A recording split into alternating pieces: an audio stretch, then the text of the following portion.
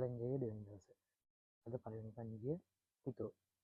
හිතෝ කියන කන්ජිය තමයි මේ කන්ජිය ඔතෝ කියන කන්ජිය. ඔතෝ කියන්නේ පිරිමියා කියන කන්ජිය.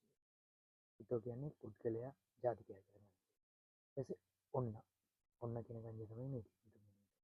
ඔන්න කියන්නේ ගැහණිය. කොදුම කියන්නේ මේ කන්ජියම.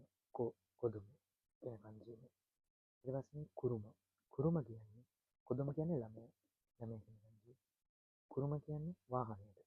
කාර් එකට කුරුම කියලා කියනවා. කොදුමෙන් පස්සේ කුරුම. මේ තියෙන කුරුම කියන කන්ජිය. ඊපස්සේ යමා කියන කන්ජිය මේක. යමා කියන්නේ කන්දට. මේ තියෙන මේ කන්දක් වගේ කන්දිය. මේකට ගවා කියලා කියනවා. නැත්නම් කවා කියලා කියනවා.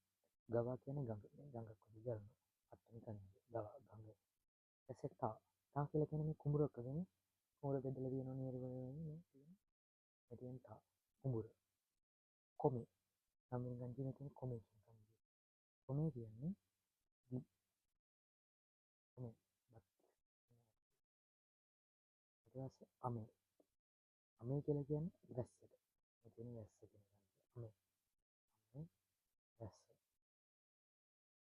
අද දවසේ කන්ජි 10 හරි මේකත් පාඩම් කරගන්න.